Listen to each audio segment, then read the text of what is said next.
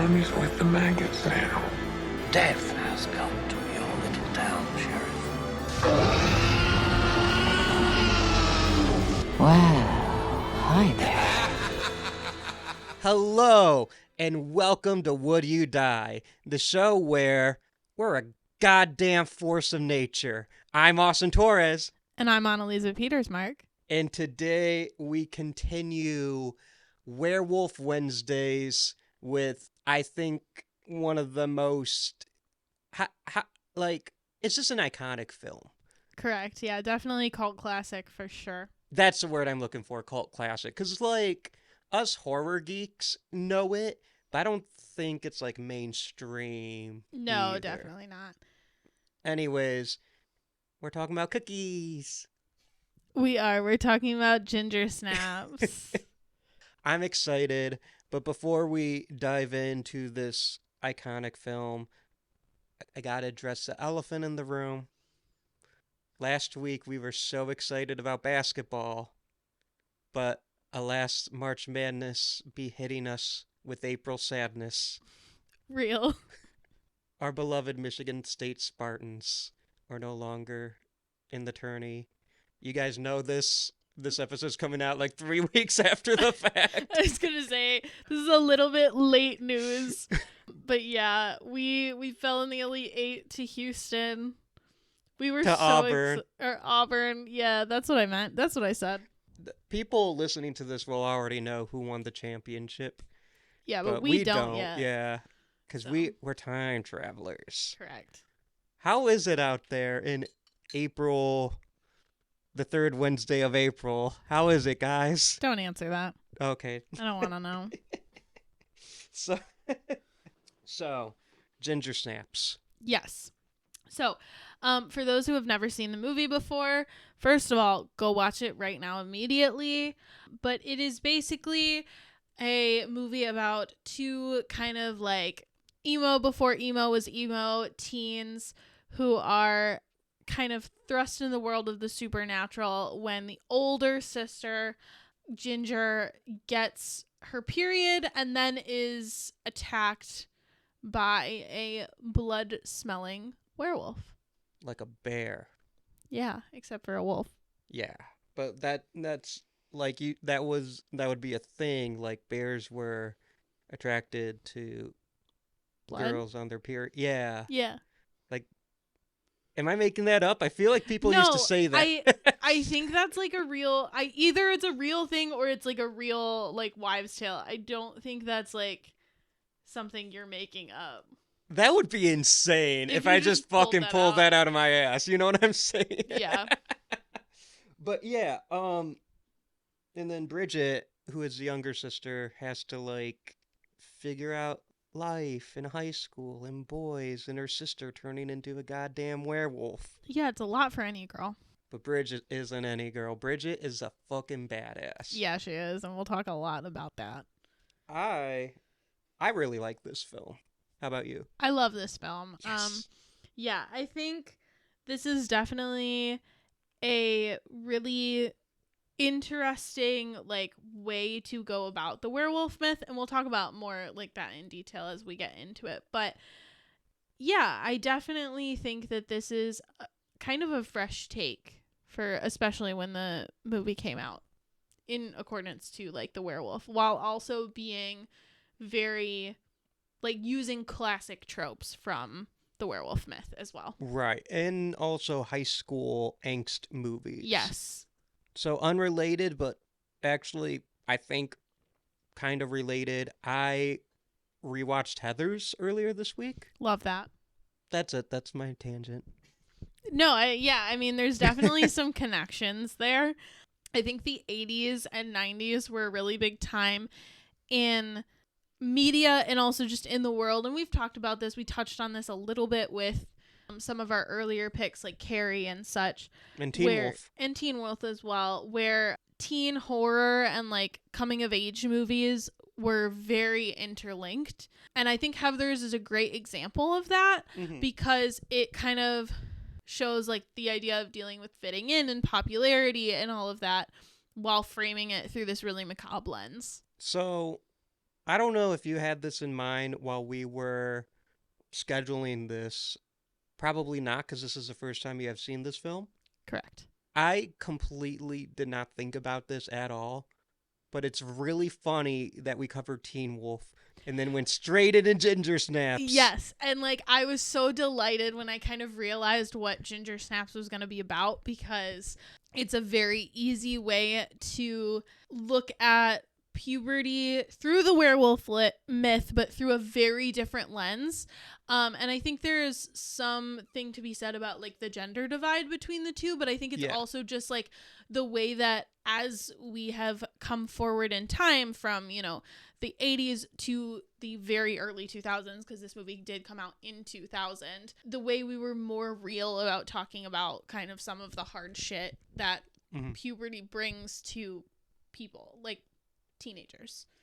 And it's interesting because not only is there that gender divide between the two films, the Teen Wolf is very much kind of like a mainstream, almost like jock kind of movie. Yes. And this is an alternative movie. Yes, correct. And I think, you know, this is coming about in a time where like there's a huge obsession in the culture, in like historical context, with like death and suicide among teens for the first time, kind of spurred by like Nirvana and specifically like Kurt Cobain's death. Right. Late 90s, early 2000s was a really interesting time in like teen culture, because this would have been around the time the Virgin Suicides came out, right? Yes, that as well.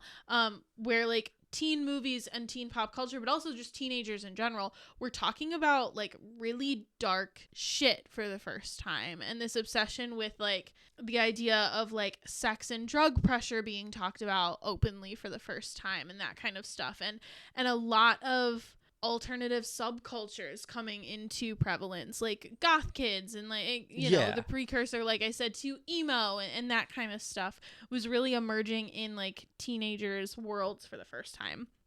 Yes. And, you know, I mean, not to get super dark, but we're kind of already there. That's what this movie is about. But like the other thing that they had to contend with is Columbine is a very recent event in this. Was that 99? It was 99, yeah. Okay, so this being 2000, that would have happened like probably during the filming, right, or exactly. post-production of this film. So it's not necessarily like the reason this film exists, because they really have nothing to do with each other. But in terms of like, it was a really dark time to be a teenager. Yeah. And so a lot of the media surrounding teenagers reflected that for the next few years. And when you're watching Ginger Snaps, it feels like both a perfect snapshot of the time, but ahead of it as well. Yes, I agree. I think because of the way that they tackle subjects that are taboo, it is very much ahead of its time. But I think in terms of like real world conversations that were happening amongst teenagers, that's what makes Ginger Snaps so good, is it's really capturing what was actually happened, not necessarily like the sanitized version of it. Right. Like another movie I'm thinking of, and this is my favorite movie of all time, so it's no like shade to this movie, but it's also a romantic comedy, so it's not the same. Is like 10 Things I Hate About You. That's a good movie. I love that movie. Love it. But that's a very like sanitized version of this. You know what I'm saying? Yeah. Like it handles dating and drinking and boys and puberty, but it doesn't handle it in a way that is real. It handles it in a comedic effect way, or in a like there are real conversations that happen between particularly Kat and Bianca, but it's not nearly as open as this movie. Right. In this movie, I would say like 10 Things I Hate About You is a mainstream romantic comedy. There's so many strikes against this film for being mainstream, right? Yeah. It can never be mainstream. One, it's a horror movie. Mm-hmm. There's only like a handful of mainstream horror movies. Right. And even the ones that are, most of them fall in like the slasher genre. You know what I mean? Right. If it's non-slasher horror, it's not really. I feel like the mainstream horror movies that like everyone is like, oh yeah, I've seen that. It's Jaws, Chucky, right, Scream. Yeah, so it's either so monster two slashers, or yeah. horror, yeah. Not necessarily something like that. This film's Canadian. Mm-hmm.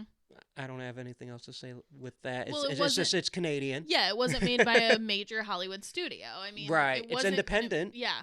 It's very edgy, and it's talking about, and it's a very female film. Yeah, and I think that speaks to what horror can do that not a lot of other genres can.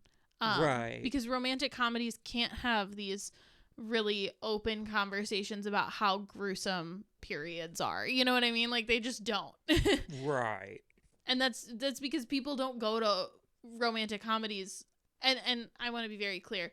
Romantic comedy, I think, is a genre that is underrated and can be used very well to talk about issues that exist in our society. But the issues that exist in our society that romantic comedies are dealing with are not this. They're not puberty. They're not this obsession with death that teenagers are going through. Like, that's not what they are. And it's interesting that we're doing 2 puberty films in a row. Mm-hmm. There's a body horror element to werewolf films that will always be there, I think. Yeah. I think with the werewolf lore, with the werewolf myth, there is horror to your body changing. I think that's why werewolves apply to puberty so well. Mm-hmm.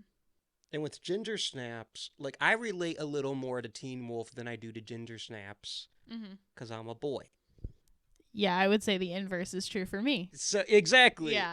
So I'm glad we did both of these. Yeah, and I think, like, here's the thing, is the tone was always going to be different for Ginger Snaps versus Teen Wolf because Teen Wolf is a horror comedy. I mean, like, and it's more heavy on the comedy than it is the horror. Right, and Ginger Snaps is also the inverse. Right, it's more of a comedic horror because it's funny. Right, it is, but it is definitely more horror than it is comedy. And it's goopy. Yes, it is goopy. I like when my movies are goopy. We know. But I think, like, that, I would almost recommend this as, like, a double feature for, like, anybody. Teen Wolf and Ginger Snaps. Yes, I'm not joking. That is a good double feature. It is, like, coming of age, like, in the very literal sense, but the tones are so vastly different. Yeah. And also, like, when it addresses, like, sexual desire, right? Right. In Teen Wolf, although, like, again, it's a movie from the 80s, so it's not like they're talking about it a ton, but they do, like there is a sex scene in the movie. There's, like, a lot of, like, innuendos to it. Right. And it's seen as, like, this positive, like, rite of passage that Scott goes through, and that's wonderful. What's her name? Because she, like, throws herself. I know, I can't think of her name either. At Scott. I remember Boof. Pamela. Pamela is her name. I remember Boof. Boof is just there. I remember Arbogast. Throwback. But in Teen Wolf, like, because Pamela is a secondary character, it's not like we focus on, like, the slut shaming aspect of her. We don't. Like, we just focus on, like, she is kind of, for lack of a better word, and I don't like to use this because I don't think it was, like, I'm not saying it in a, like, this movie is inherently misogynistic way. I'm just saying, like, she's a plot device. She's a tool for Scott to go through this rite of passage. Right. Yeah. Whereas because this movie is focused on the girls, the sexual desire that Ginger goes through, partially because of, like, her hunger as the werewolf, partially because, like, she's hit puberty, is very much seen as, like, disgusting and dark. Like, she even talks about, like, when she has sex with, oh my gosh, what's his name? The dude. It's not Boof. I don't know. I don't know, the guy. Gerald? Sure. Hold on. We have the power of the internet. We do have the power of the internet. I'm looking it up. Ginger Snaps. Cast. So I know the drug dealer is Sam. Yeah. I like him. Yeah, I do too. I have complex feelings on him, and we'll talk about that. But I do. It's Jason. Motherfucker said Gerald. What the fuck? Gerald. Anyway. Not that far off, actually. Well, yeah, no, they both have the J sound, I guess. And two anyways. And 2 syllables, yeah. But, like, one of the quotes is, like, she's like, it doesn't work like that. He got laid. I'm just a lay. You know what I'm saying? Like, the the negativity of like her sexual desire is very baked into the plot. Yeah. And yeah, I think it's just like, it is like goopy. I mean, you know what I mean? Like one of the things I'm thinking about is like at the end, and I'm like trying not to be too like gross, but at the end when Bridget like scoops up Sam's blood. Oh, yeah. Yeah, that felt like, that was so visceral. Like it's very like violent and like bloody, even though like, I mean, obviously it's bloody, but you know what I mean? It's like, funny. This is a very gross movie. Yes, it is. And not just because it's dealing with puberty, but I think girls are gross. No, no, but I mean, but there's like gross shit happening there's- all throughout this movie. There's 8,000 dead dogs. well, here's the thing. So I body, should probably say that differently, actually. yeah, Give people a warning. If you are a dog lover, you need to look this movie up on doesthedogdie.com, please. that Thank you. website probably hates this fucking movie. Yeah, probably. You definitely should look that up. But body horror is such a good genre to explore specifically female puberty. Yeah. But because most horror movies, and this is just like, I mean, it's a general fact, it's not like a negative or positive, but because most horror movies are made by men, it rarely happens. And so this is Right. one of the rare exceptions. And I love that. And I think this is one that's still made by a man, Mm-hmm. but I think there are a lot more women behind the scenes Correct. with this one too. Yes. And I don't know, I find it so I find it so refreshing that they didn't shy away from like making it gross. You know Yeah. what I mean? Like it's not just like the body hair that she grows. And then she grows a fucking tail, Austin. And it's nubby. And it's nubby, and then it gets longer. Like there's one scene where she like wakes up later in the movie and she like Yeah. goes to the bathroom and you can see it's gotten longer and it's just Mhm. like peeking out of her little underwear, and it's so crazy. Like I'm like, Yeah. oh, they really did not just like, they did not hide the fact that this is like changing her body. And on, like a she's real trying to level. shave and there's so much blood in the tub. Mm-hmm. Jeremy, did you watch this movie? He watched the last 20 minutes. What you're imagining, it's worse in the movie. It's so bad. And that's a compliment to the film. Yes, absolutely. I think like that was needed. I really do. I mean, Because like Teen Wolf, and this is not to bash Teen Wolf, but that movie's not gross. no, it's not. It's a different movie. It's a completely different movie. But this one really leaned into like how gross it is to grow up. Yeah.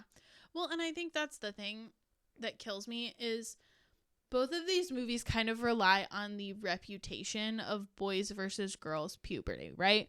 Boys, they hit puberty. Like we talked about this last week, so I don't want to recycle too much. But boys hit puberty and it's like the outward things that we see are they grow taller and they, you know, develop like muscles and they get better with girls and their voice deepens. And like girls, like the reputation of puberty is like they grow body hair and they have periods and they're Right. hormonal now and all these things.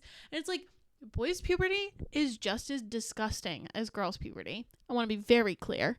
But nobody talks about the gross parts of boys' puberty because nobody wants to think about that. I think it's a little less bloody for us, though. Okay, that's fair. There are other bodily fluids that you people go through. Hey. No. But this film, what I really like about Ginger Snaps is it does, I mean, it's very female-centric, but it does kind of explore male puberty Yes. a bit as well, because Jason, not Gerald, as some might want to call him, but Jason, he gets infected with the werewolf curse Yeah, and he gets by acne. Ginger, and it's so much. Yeah. And then he's like hyper aggressive. Mm-hmm. And, you know, when young lads are growing up, they get a little dumber. Yeah. They get a little more fighty. Yeah, real. But, yeah, so spoilers for the movie, I guess. But, like, we've already been in spoiler territory. I like to make it official, though. But when Bridget cures him, Mm-hmm. when it's like, I get why she does it, because her life was in literal danger, but I'm like, damn, that was for Ginger. Anyways, Yeah. as soon as he gets cured, he's like, yeah, I gotta go to class. And like, Yeah, like he reverses. He's back to being pretty meek and pretty like he's under a the dick radar. during the movie, you know, and Mhm. he's like a dude bro, Yeah, a Chad, if you will. yeah, And he, you know, and then in that moment you remember, well, he is a kid. yes. Mm-hmm. I think that was like a really nuanced approach to that. Yeah, I definitely agree. Before we get too far into this, I know we've already been talking about like the werewolf portion of this for like the last 10 minutes, but this is usually a question we ask at the beginning of the episode, so I just wanted to get to it. What is your personal history with this movie? Like, when did you see it for the first time? Do you remember it all? Yeah. So this was actually only the second time I've seen this film. Okay. Had I watched it a bit more recently, I would have known to give you a fucking heads up about how many dead dogs there were in this movie. And it like starts off right away. Yeah, it really does. And I put on the movie and I'm watching it. And like I almost sent you a text yesterday. I was like, I am so fucking sorry. I didn't warn you. It's okay. And like I figured you'd like this movie. I assumed you would because it's very. I think this movie walked so Jennifer's body could run. Yes, definitely. And we'll talk more about the relationship between Ginger Snaps and Jennifer's body, I think. Yeah. But yeah, I forgot how many dead dogs there were in this movie. The first time I watched it was, it's been on my radar for a little bit, but I watched it about 5 years ago. It was 2020. It was exactly 5 years ago. Because I looked it up on Letterboxd the other day. I watched it in like April of 2020. So I watched this in April of 2025. Math. Yeah. But when I first watched it, I was watching a bunch of werewolf films.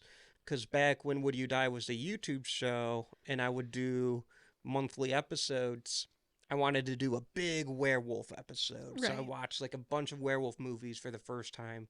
This was one of them. So, and I remember very much liking it. It's one that people bring up a lot. Yes. But I did forget about the dogs, and I apologize That's for forgetting to give you a heads up. I was thinking of like, oh, you'd love it for how edgy it is, and it deals with female themes. Yeah. And it has kick-ass like female characters. Yes. And it's gross and goopy. Yeah, I definitely did love this movie. So this was my first time, as we mentioned, watching this movie. I'd heard a lot of people compare it as like the precursor to Jennifer's Body, so that was not necessarily a surprise to me that it dealt with female themes, but the immediate like understanding of the mood that this movie like shows you is something that I was really delighted by. Yeah. Even just the color grading of the movie. You know exactly what kind of movie it's going to be based on. It feels like a music video. Yeah, it really does. Like, especially from that time period. Yeah. Right? Like, that era. That time period. Like, it was 10,000 years ago. Sorry. We were alive during that time. I know we were. And this is, yeah. So, I really enjoyed the setting up of the premise. Even before the actual like horror starts, you have an immediate dynamic with Ginger and Bridget that I think is really unique and interesting to explore. Because even before all the action starts, you have Ginger and Bridget, who are sisters who have obviously been outcasted, and that could be because of like their latent puberty and their general disinterest in everything that other people are interested in. And it's kind of almost like a chicken and the egg situation. Like, which came first? Is it the weird obsession that they have with death and like their weird tendencies, or is it like they were kind of outcasted and then as a result leaned into it? And I find that really interesting. Like, this would have been a good movie without any werewolf anything. Which, you know, I don't say that a lot. No, yeah. Normally, it's like this movie would have been better with a werewolf. That's fair. but this movie would have been just as good. Yeah, I agree. One thing that I really enjoy is that we open up with Ginger and Bridget, and it's already kind of immediately obvious to the audience that Bridget, the younger sister, is more hesitant to like lean into this persona than Ginger is. Like Ginger is like the one who's in charge of all of these, like their little death project where they set Ginger up as like dying from all of these different really gruesome like effects and stuff, and Bridget is like on the fence posts, on in the freezer. It's a very gruesome movie before the action starts. Like, it's crazy. Right. But it is really interesting because Bridget is very much like, I'm here for my sister, but like this whole like we're gonna die for each other pact or die with each other pact is like, you can see she doesn't necessarily 100% buy in. Right. And so it is very interesting that when Ginger gets her period, and obviously, like, we know later in the story it's because of the werewolf stuff, but Bridget doesn't necessarily know this, becomes a little bit more, like, sexually open and, like, available and popular with the boys because she's, like, doing drugs and being more social than she was before. Their dynamic immediately changes. And that's a really interesting dynamic to watch happen because it happens really slowly, and I like that. And you can kind of see the moment when Bridget starts to realize it, too. Yeah. Because it's not all at once. But when she realizes it, it's like a gut punch. Yeah. I want to make a quick little tangent. Because we mentioned how the movie does kind of look like a music video. And then we were talking about that opening where it's like all the Ginger through all the death scenes. I think Bridget had a couple, but it's mostly Ginger. Yeah. We need to talk about the pop star Sabrina Carpenter for a second. Okay. I have a theory. Okay. I think she's a very big horror fan. Okay. Have you seen the music video for Taste? Yes. There's a Ginger Snaps reference. The one with Jenna Ortega? Yeah. Okay, I haven't seen it since I watched Ginger Snaps, so I'll have to go back and watch it. When you do, but explain. So it's basically Death Becomes Her, right? Yeah. But a lot more bloody. There's a scene where I don't remember exactly how it happens, but they push one of them, I think Sabrina Carpenter, who falls through on a fence. Yeah. And then there's a shot of her doing the middle fingers like Ginger does. Oh my God. Yeah, that's crazy. I never thought Well, yeah, obviously I didn't see the movie, but when I watched the movie I didn't really like think back to that music video, but that's crazy. And there's more horror references in that, but like yeah, that's a I mean, I definitely like Sabrina knows her stuff. Yeah, I definitely agree that I knew there were elements of horror. I mean, even just like inherently having one of the biggest scream queens of like modern times in your music video is a horror And reference. the actor who plays Corey Cunningham from Halloween Ends. Oh yeah, you're right. Yeah, definitely. That was such a good music video. Anyway. It was. I kind of want to rewatch it. I know. Now I'm like, can we just like pause the podcast? No. Yeah, I didn't even think about that, but you're totally right. So I had to make sure we talked about that at some point. Absolutely. Shouts out Sabrina Carpenter. If you're listening, we'd love to have you as a guest on the podcast. We can talk about whatever you want. I'll do another Ginger Snaps episode. Absolutely. Well, we could do a Death Becomes Her episode. There are Ginger Snap sequels. Yes. I haven't seen it. I haven't seen any of them. I obviously haven't either, but They're I'm there. intrigued by the basic plot of at least Ginger Snaps 2. Anyway, so one of the things that I really enjoy about Ginger and Bridget's relationship is that, again, like the entire thing is this metaphor for puberty, right? And this happens between like sisters who are close in age when one of them goes through puberty before the other one does, right? Is that a lot of times... And sometimes it is jealousy, right? Where the younger sister doesn't get to do the same stuff that the older sister does. But a lot of times, I mean, like, older sibling will go through puberty and start making questionable choices. And younger sibling, because they haven't gone through it yet and aren't hormonal, will look back and be like, hey, why are you doing all these stupid things? And the older sibling is like, well, you're just jealous that you don't have the same, like, stuff I do or whatever. And that's very common in... fiction, at least among siblings that are this similar in age. And so I do find it funny that they do that trope, but also like kind of subvert it because it's so ridiculous. Right. Because she's like, hello, like you have been bitten by a werewolf. Are you stupid? You have a tail. You have a tail. We have to take care of this, Ginger. And she's like, Right. no, fuck you. I like men now. That was my Ralph Wiggum impersonation. Is it? Am I saying Ginger Fitzgerald and Ralph Wiggum are the same person?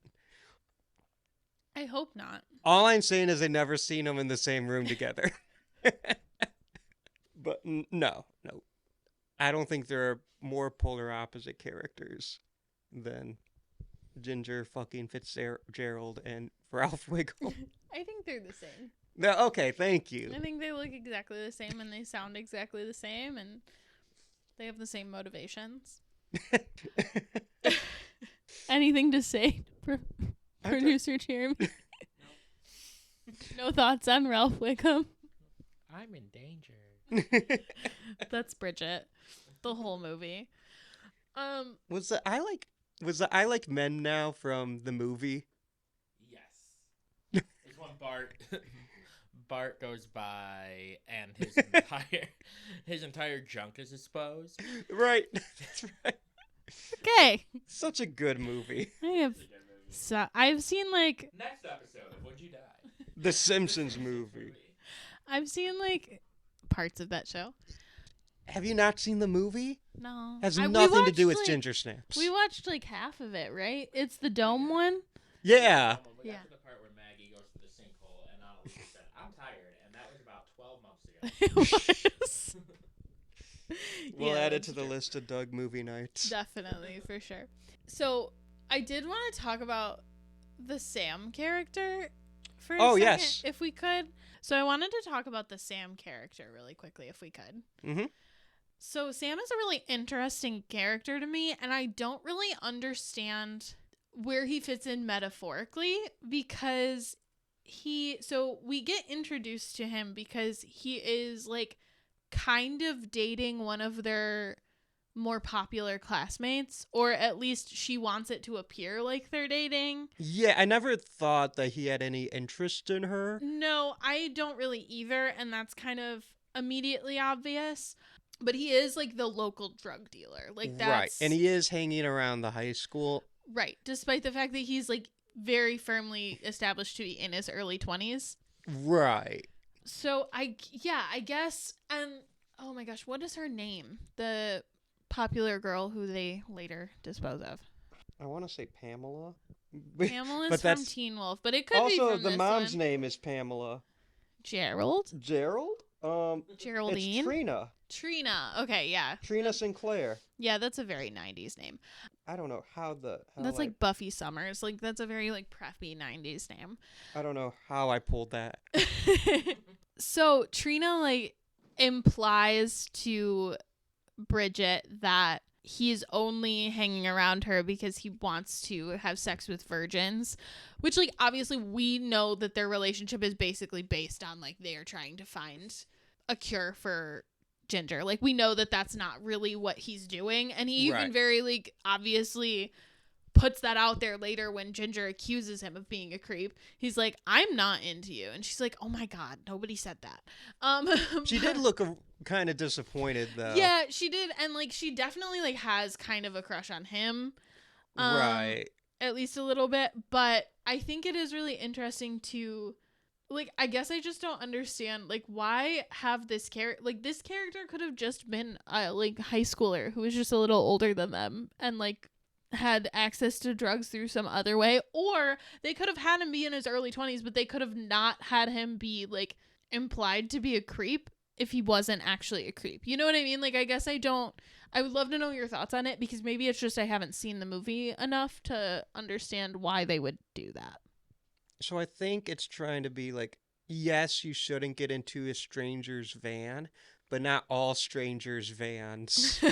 Hashtag not all strangers fans. Yeah. Not all strange vans. That's super fair. Yeah, I didn't really think about it that way. Like, that it is kind of like a... Yeah, Well, maybe... I think it's more of a there's more than meets the eye kind of thing going on. It is a early 2000s film. Maybe it's just trying to be edgy.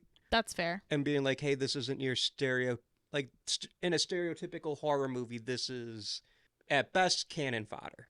Right. Or as in this Star Wars universe, we like to say bantha fodder. We don't like to say that. But Austin likes to say that. the Tusken We here in Raiders, the Star Wars universe. yeah, Boba Fett likes to say it. That's fair. But like a bantha. But You don't remember where you were going with this, do you? no, I don't. Awesome. The whole episode ends with us talking about Star Wars. And The Simpsons. Backdoor Simpsons / Star Wars episode. The one where Mark Hamill, I'm here for Star Wars, but let me talk to you guys about Sprint. I guess, yeah, I didn't think about it that way, but it could definitely be like this transition between, especially like with the van, this would be a little heavy-handed, so maybe I'm reading too much into this, but it could definitely be that when you transition from like childhood to like this teenagerdom after puberty, stranger danger becomes less of a thing that they impress upon Right. you. You know, there's like so many other things that you have to worry about as a teenager between like, you know, sex and drugs and pressure and like all these things that like you end up trusting strangers and becoming, you know, close with strangers in a way that you didn't as a kid because you weren't supposed to talk to them. I also think plot-wise, it's just like the drugs he's dealing isn't like black tar heroin. Yeah. Like he's not fucking Walter White. No, he's selling weed to kids. Yeah, it's just weed. Yeah. So it makes sense that Not that I endorse that. I don't endorse it. I'm a public school teacher. I don't endorse giving weed to kids. I'm an adult. I have no... You don't endorse giving weed to kids either. Sure. Thank you. But... The Would You Die podcast does not endorse weed the kids. Yeah, but I mean, I personally wouldn't do it.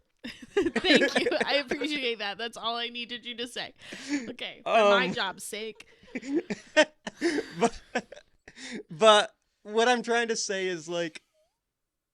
Yeah, he is not like like you said, like a Walter White type, like Right. super high roller dealing these like super And heavy also, drugs. it makes sense that a weed dealer would help with the plot device of not Wolfsbane, but like what's it called, Monk's It's Hood? Monk's Hood, which by the way, like he says, Yeah. it's like another type of wolf. It's literally just Wolfsbane. They're Okay. the same thing. And like how he would know to make like serum and stuff. Yeah. But in like their suburban, Yeah, for sure. it's either going to be a drug dealer or like a biology teacher at the high school. Right. But that's not quite That's as worse. edgy Yeah, that's not as edgy. unless he's dealing weed to the kids. Right. That's a whole different. That'd be a different horror movie, man. And then that would be a Doc Brown scenario. Are you saying Doc Brown was dealing drugs to the nearby children? No, all I'm saying is there's a difference. Nearby child. All I'm saying is there's a difference between like early 20s Sam and then like a potentially 40 to 50-year-old Yeah. That's fair. biology. So it's like it needs to be an older character, but not that much older. So Yeah. he's obviously not at college, but he's got to be smart like he was. Maybe he's a college like dropout, you know? Right. So metaphorically or thematically, I'm not quite sure what the significance is either. But plot-wise, it makes in the world of the movie. Yeah, it definitely makes sense. I'm like, why even have him be, like, even thought to be involved with Trina, and then why even have him, like, kind of be involved, or not actually, but, like, be implied to be involved with Bridget. But, like, yeah, that makes sense. And also, plot-wise. like, I just feel like he's just hot and aloof. Yeah, And the girls are just making up their own that's fair. whatever about him. Yeah. And he's just like, hi, I'm Sam. I'm here for weed. Here, give me my money, Yeah. please and thank you. He does throw a party at the greenhouse. though. That's the other thing, is, like, he does, in fact, throw a party where high schoolers are present. But I guess if you like don't have qualms about like maybe it's a I'd rather you do it in the house type thing, you know, like he's not a saint. Yeah, he's like just trying to keep them safe. But he's not like a total sleaze bag either. Right, exactly. So because you have to feel sympathetic like at the end of the movie when he could also fucking be dies. one of those guys that never left high school. Yeah, which is sad, but that's okay. Yeah. So that's Sam. So the other tangent that I wanted to take was I wanted to talk like just this will take like 5 seconds, but briefly about the mom, Pamela. I mean, like kind of about both of the parents, but through the whole movie, the parents are really kind of aloof. They don't really like. They're very much like, especially dad, like not really caring about what their kids are doing, what their kids are up to. Is the dad the first? So, to me, the most famous example is the Stranger Things dad. Yeah, like, very, very. What much I so. do. Exactly, like not taking a stock in his kids at all, which is fine. Right. And then like the mom, Pamela, takes stock in the kids, but only in the way of like making them stereotypical women. So like when Ginger gets her period, she's delighted. She's like, "You're a woman now. This is beautiful," and like all of those kind of things. But oh my God, the scene where they're trying to distract the mom from finding Trina in the freezer, and Bridget just has to be like, so what do boys want? And then it just cuts. God, yeah. It cuts, and that's what boys want. Yeah. So the mom is very interesting. And then at the end, she is like fully convinced. She does not know what's going on, but she is rightfully and fully convinced. She is like, you have killed a person. I don't know why. I don't know why you've done this. I'm not going to ask why. What we're going to do is burn the house down with your father in it and start over. So, like, I don't know where mom got her edge from, but that was crazy because that was a plot twist I personally didn't see coming. Women. I mean, yeah, like, I think it's such a... It's women supporting women. It really, like, it feels like that before that was, like, a meme or whatever. Like, she is very much like, your dad wouldn't understand. Everybody would blame me, which is, like, another thing, right? Is when kids turn out supremely fucked up, people blame the mom because the mom is stereotypically in charge of rearing the children, right? Dad's not involved. He doesn't show the fuck up. He's just there at dinner, reading his newspaper, not paying attention. What I do. Exactly. So that's, I think, really a really interesting and kind of underrated moment that kind of gets lost in the rest of the shit that happens. Yeah. Because she is very much like, not only will I do anything to protect my girls, I don't know why they did this, I don't know why they're super fucking disturbed all the time, but I'm gonna protect them, but also protecting herself because she knows the way that this would go for her. She would be the one in trouble. Exactly. And yeah, she's kind of like a real one. Yeah. Like she's a ride or die. Yeah. She kind of disappears in the movie, though. I know, she is gone after that. But that's more the movie. Mm-hmm. Like, as far as we know, she never left that party. No. But the one thing that I will say about her is she didn't even think for a moment. When she realized and she found, when their dad found the fingers in the garden and he picked them up and she was like, oh, these are just like from their death project. Don't worry about it. They're fake. Yeah. But she knew immediately that they weren't because she literally put them in the Tupperware and put them in, like, she knew immediately. And she was still not even hesitant about, like, what are we going to do? She was like, okay, I guess this is where we're at now. Time to move forward. Right. And she tracks down Bridget. She's like, where's your sister? You know, so she a real one. She a real one. Could this have been a Mommy March episode? I was thinking about that. Like, there are a lot of... Well, it's not really mommy issues. It's just like a Hall of Fame horror mom. It's definitely, for sure... I mean, they definitely do have parental issues, but, like... Yeah. That's the other thing that is contributing to the rise of this type of horror in this particular moment, is there is less surveillance by parents, but more danger. You know, less surveillance than modern day. You don't have things like cell phones or Life 360 or whatever. Right. You were still kind of operating on the like 70s, 80s, like get out of my house until the lights come on thing, but so much more shit to worry about. Like stranger danger was on the rise, that kind of stuff, etc., etc. Like, it's 9 p.m. Do you know where your kids are? Yeah. Generation? Yeah. Yeah, absolutely. And there's a really key moment, I think, where the mom is having a talk with Bridget, and she's like, you know, you don't have to be attached to Ginger at the hip. Yeah. She always bosses you around. You need to stand up for a bit. And she's talking to Bridget, like, should I talk to Ginger or whatever?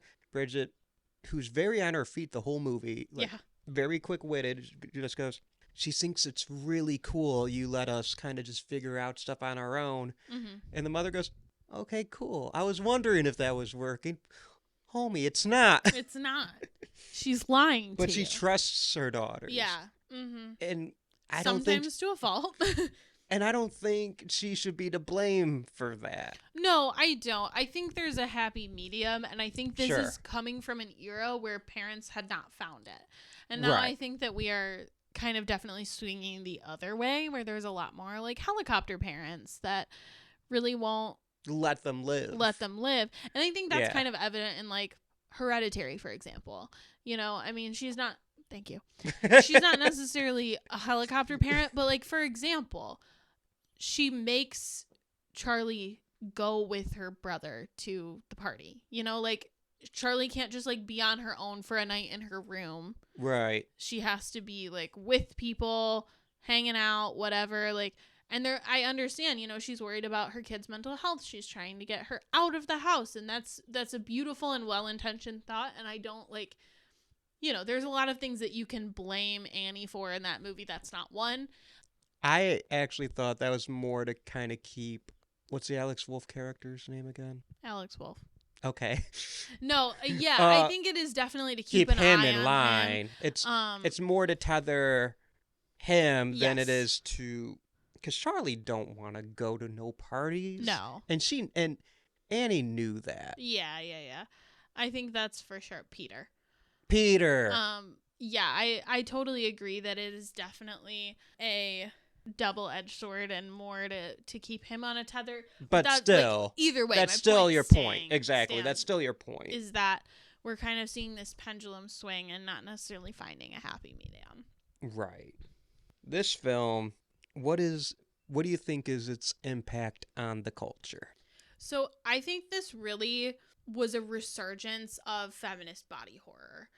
That we end up seeing a lot more of. I think maybe even this started with Carrie. Like, that's where feminist body horror, you could say it has its origins in, because we have, like, the whole inciting incident is that she gets her period, right? But I think it was kind of Carrie, and then nothing, and then Ginger Snaps. Okay. And even though Ginger Snaps was an independent film that didn't have the mainstream success, like you said, people in horror, even at the time, knew what this movie was. And we can see that kind of... I think it's horror fans and the cinephiles. Yeah, exactly. And that kind of theme has popped up over the last 20 years several times. I think you can see it in Jennifer's Body, which we can talk a little more about. American Mary. I think you can see it in Raw and The Substance more recently. I just watched American Mary for the first time a few weeks ago. Yeah, and that also has Katharine Isabelle. Mm-hmm. Yeah. So that, good pull. Yeah, I actually love that movie. I think it's underrated. But yeah, I think that, like, you can see it today. I think The Substance being one of the biggest movies of last year, and Oscar nominated movie. Oscar winning. Yeah. For makeup. True. Yeah. That is feminist body horror. Yeah. That movie, I mean, it is not puberty body horror, but it's still coping with aging. Exactly. The idea that, like, specifically women, when they are aging, they are discarded, especially in Hollywood, but even in just like regular life, is very prevalent. And I think that movie did a really good job exploring that. I like that. Before we like move on from that, I do want to talk about kind of the direct pipeline between Ginger Snaps and Jennifer's Body. There is a shot in Jennifer's Body. I don't think stealing's the right word, but Homage. yeah, they take it straight from Ginger Snaps. Yeah.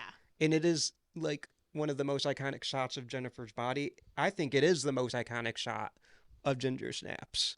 It might be the most iconic shots of both.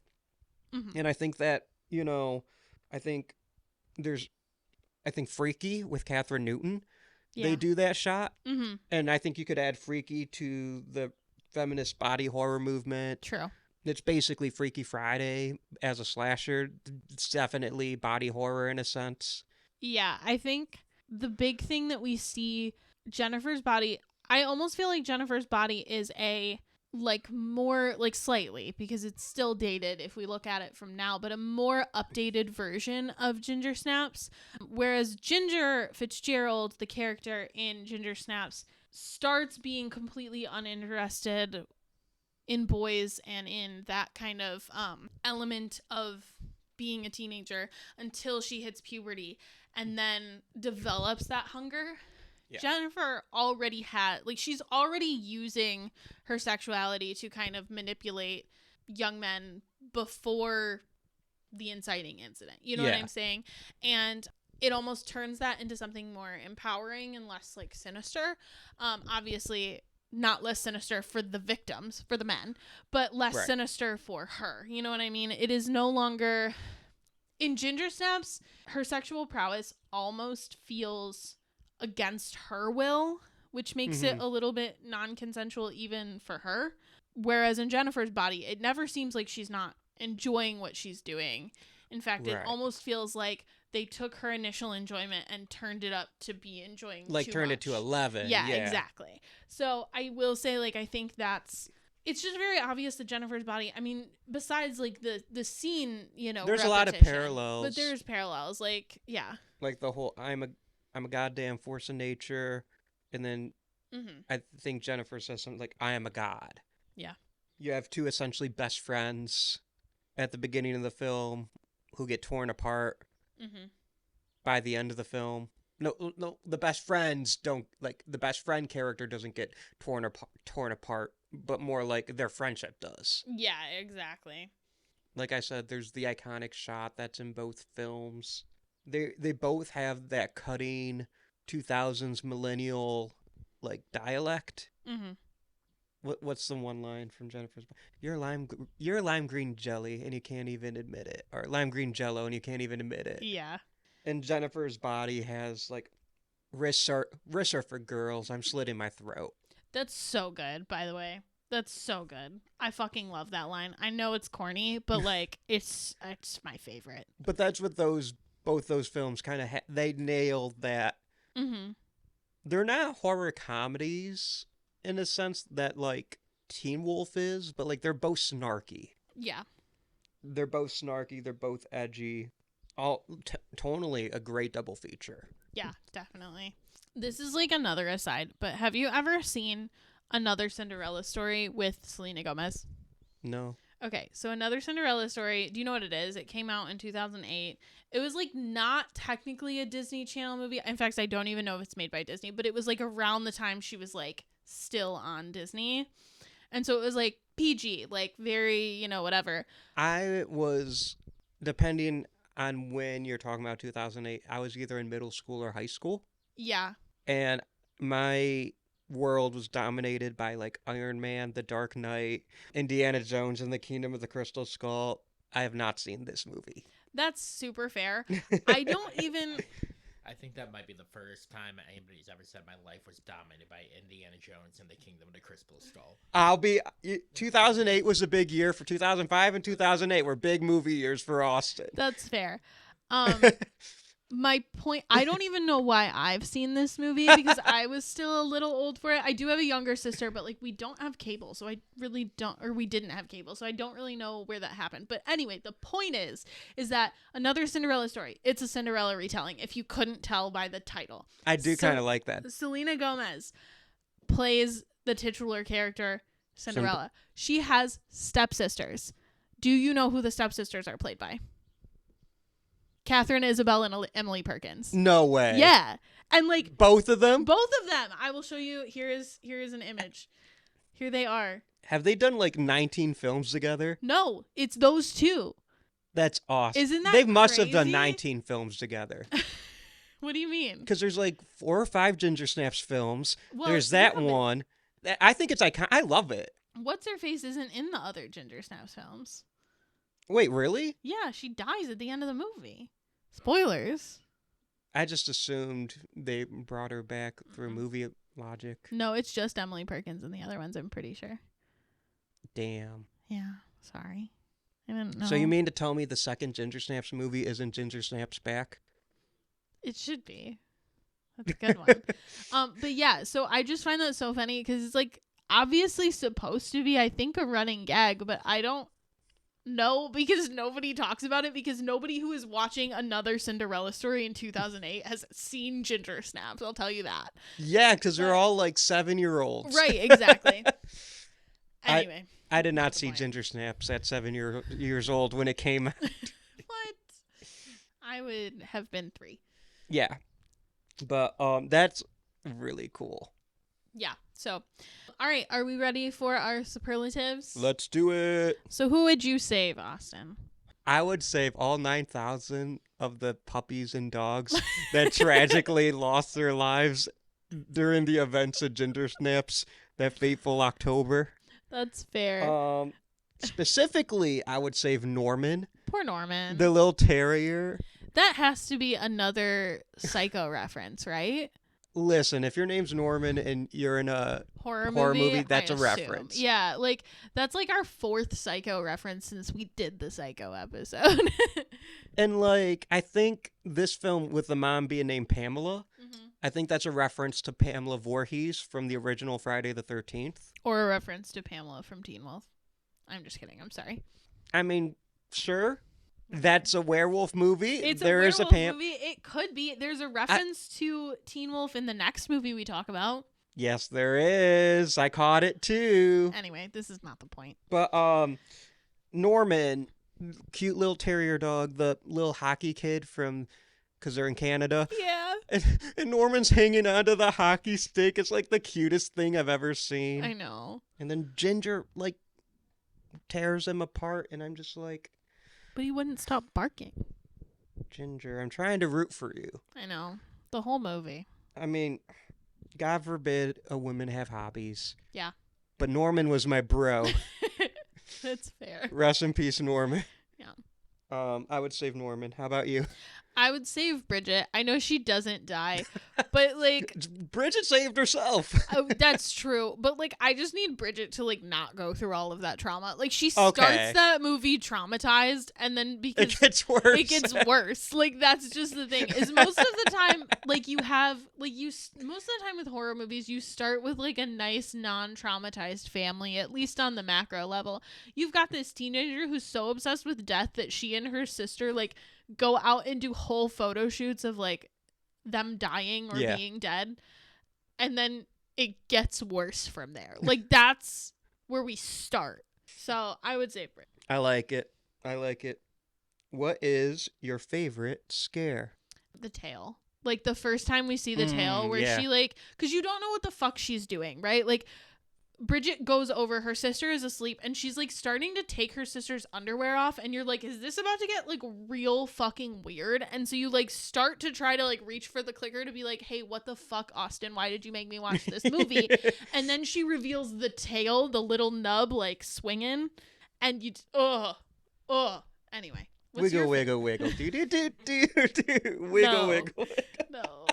What's your favorite scare, Austin? So it's when Sam and Bridget are in it's at the end of the film and they're in like the booze closet. Yeah. The pantry, as some call Yeah, that's what white people call it. But, it. Yeah. but they're hiding in there, and Ginger is a pure werewolf right now. Probably the goopiest werewolf I've ever seen. Yeah. The notably like not a mammal. Almost. Yeah. Like Well, it's like skin. yeah. It's like a fucking Like I've never Chinese crested dog. pretty much, yeah. Or a Mexican hairless dog. One of the, you know what I'm Or talking like about? a chicken cat. You know what what are Yeah. they called? I don't know. Anyway, doesn't matter. are like a sphinx. Aren't they like skin cats? They might be the skin cat. But I can't remember it. But yeah, probably. yeah. So they that's what Ginger looks like to me as in her pure werewolf form. Yeah. Anyways, it's this really tense scene, and they're talking about how they're gonna, their plan, and like she's just gonna get him. Mm-hmm. And I still jumped. Yeah. When she got him, and it's like, it just set up very well, and then a little bit afterwards when she's like trying to go down the basement, and you can just hear her kind of just like there. Mm-hmm. The sound design in the whole third act is really good. Yeah. Who is your candidate for the Tony Todd Award for movie MVP? Or your choice, I mean, your winner. My winner would be Emily Perkins. I love Emily Perkins. I've loved Emily Perkins since she was in Supernatural. She is my Supernatural queen. Obviously, she was in this first. I want to be very clear. But that's the first thing that I saw that she was in. And I just think she plays a variety of different types of characters very well, because I've only ever seen her in comedic roles before this. Okay. Like I said, I've seen her in Another Cinderella Story, 2008, and also in Supernatural. Like, obviously that's a horror show, but I don't know if you've ever seen that show or the episodes that she's in. I've never seen Supernatural. My friends Anthony and Rochelle, they really like the show, and they've been telling me for years at this point I need to watch this show. I know you're not a big TV guy, so I'm not necessarily shocked by that, but if you have time, it's only 15 seasons long. Each season has like 24 episodes. So I'm gonna out they're myself all like an hour. Real quick. Last time we recorded an episode together, I told you guys I started watching Yellow Jackets, and I was like 5 episodes in. Yeah. It's been a week and a half, I think, 2 weeks. Yeah, like a week and a half or 2 weeks. I'm at the same exact spot Nice. from the last time we talked about. I'm Good. so bad when it comes to television. No, that's okay. So Emily Perkins in Supernatural plays. That's the one with the brothers in the car, Yes, and it's the the one with Carry the On My brother- Wayward Son. Correct. Yes. So I know some stuff.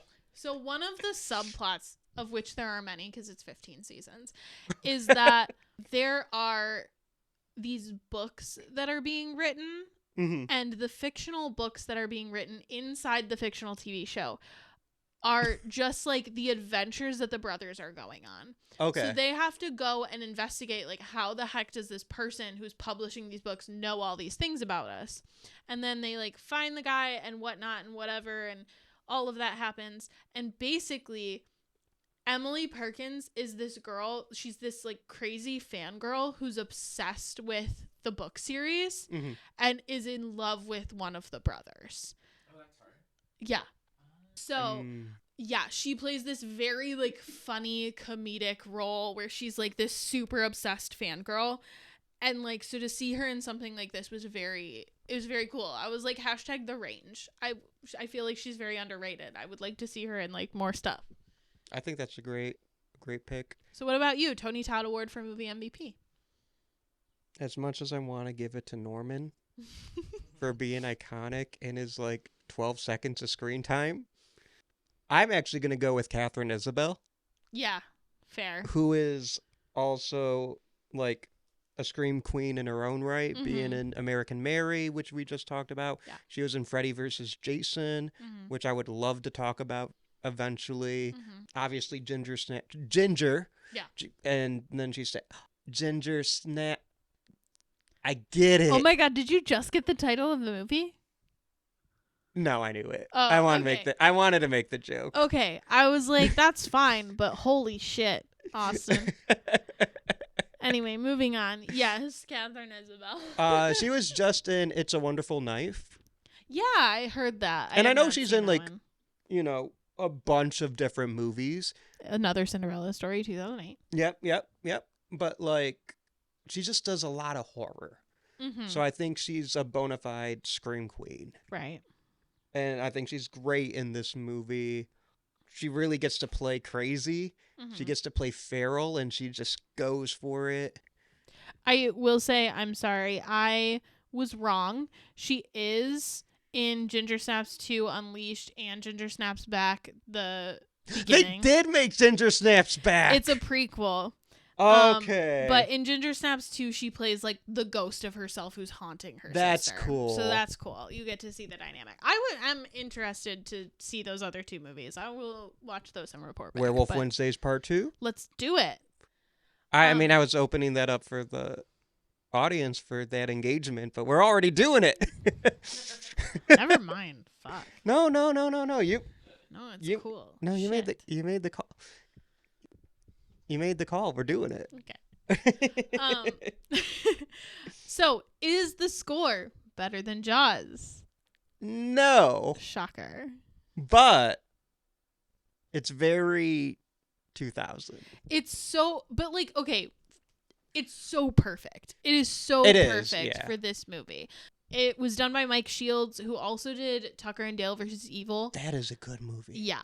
And very, like, yes, it's very stereotypically 2000s, but because this movie is so, like, I swear to you, if you have not seen this movie, which again, if you have not seen this movie, we are like an hour and 20 minutes into this podcast. I don't know what you're doing here, but fine. It's cool. But like from the first shot, you're going to be like, yeah, this movie came out in 2000. Mm-hmm. In a good way, in like the best way. So You wouldn't snap a ginger. that's literally the color grading is the Yeah. same as the commercial. That's fucking crazy. You wouldn't download a pizza. You wouldn't download a mu- car. Motherfucker. I would 100%. if I could.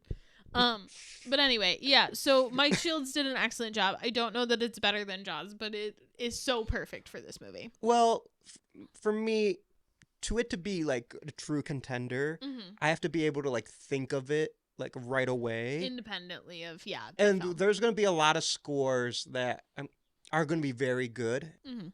and work for the movie, like I think this one does. But like I couldn't hum you a melody, you No. know? No. I mean, like, we will have... I feel like it's funny because we've only said yes to one score so far. Carrie came close. Yeah, there will be scores... We started with 2 very good scores. Right. But There yeah. will be scores that, like, definitely hit this mark. At least for me. Maybe not for you, but, like, there will be Right. scores that will be contenders at the very least. But I feel like we've just had a lot of, like, very good movies with scores that are very fitting, but, like Yeah. you said, cannot really stand on their own. And a scorer's job is not to stand on its own. Correct. And we did talk about that, like, a few We did? episodes Okay, ago. cool. Yeah, we talked about how, like, if score is bad, you remember it in a bad way. Right. So, right. yeah, And I for sure. don't think we've talked about anything like that yet. No, not yet. We probably will, but not yet. Right. I'm So, kidding. Yeah. would this be a fine addition to your collection? Yeah, I think so. I would absolutely buy this film. I would love to have like a physical copy of this one. What about you? Do you own it, and how many copies if you do? I do not own this yet, but I Is this do the first want it. one? No, because I don't own Hereditary. Oh, you're right. And I don't own Teen Wolf. And I don't own werewolves. Okay. But you sorry. own werewolves. I do own werewolves. Yeah. Yeah. I do. But this is one I very much But this is one I would very much like to own. Yeah, I think it's a good one to have in your collection. I think it needs to be in my collection. I just haven't gotten it yet, but I will. Mm-hmm. I will. What is your Letterboxd review of this film? So my Letterboxd review, I rated this movie 4 stars. I love this movie. And I said, Ginger Fitzgerald, making prematurely graying hot since the year 2000. I was pretty proud of that one. As a prematurely graying lady myself, she's my hero. I aspire to be like that. Are you ready for mine? Yes. I also gave it 4 stars and a heart. Mm-hmm. And I said, once you get over the fact this has nothing to do with cookies, this is a really good werewolf film. That's very good. And it got 2 likes so far on Letterboxd. Yay! I did it. I'm popular. You did it. All right. Down to our exclusive Werewolf Month award. Scale of 1 to 10. Would you pet? No. Why? There's no, like, fur to pet. And also that is, like, a 16-year-old girl. You describe it as goopier. Yeah, That's I did describe it as goopy. Listen, if we are going by ages of actress and not character, 10, I'd take the risk. Fair. If we're going by ages of character, 0, keep me away. Don't wanna even think about it. Yeah, But- that's fair. But like that's a bit too goopy. You know what I mean? That's fair. It really depends on the stage of the wolf. Like Yeah. Katharine Perkins with her little nub tail, I would. Did I make you miss a grand slam? No. We just had a walk-off win. Okay, that's good. Hell yeah, and we recorded it. We recorded it The Tigers just won on the Would You Die podcast. after being down the whole game. They were down 3-1 for like 8 innings. Anyway, this is not the point. April in the Spenny D. T. April in the D. All right. I'm keeping that in. Austin, Yes. would you die? Yes.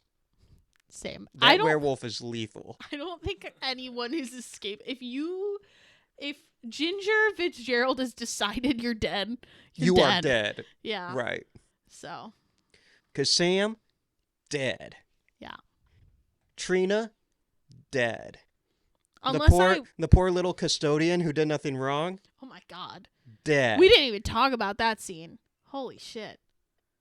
I'm a goddamn force of nature. We did. That was the same scene, right? I mean, yes, we talked about that quote, but like, Oh, we did yeah, the not quote, talk but about, no. like the, Yo, she snapped. I didn't like the way he looked at you. Was good. But like, did he? You know, that's the thing is like, He didn't. but she perceived. Yeah. And she's so aggressive, and yeah. Ginger Fitzgerald is lethal. Yeah. Absolutely. So, I would not survive that. I would die. I agree. So, Austin, where can the people find you on the social medias? They can find me at Austin M. Torres on Insta and the rest. I think I'm primarily on Insta. Mm-hmm. I'm not doing good with keeping up with Blue Sky. One day I will. One day. You can find me at Whimsawillow on everything. Instagram, Letterboxd, etc. All the above. You can find the show at Would You Die Show on Insta, Facebook, YouTube, and of course wherever you're listening to your podcast. Our producer is Jeremy Lippitt. The music you hear in the beginning and end of each episode is by Josie Palmer. The graphics you see every week is by Alec Gibson of Crosshook Creative, and he's doing a great job. I love these werewolf ones. And do you want to give a hint on what we're talking about next week? Yeah, it's wolves. It's snowy. Oh. Ow. And if you guys are wondering, it has nothing to do with Winnie the Pooh. True. I'm Austin Torres. And I'm Anneliese Petersmark. Try not to die.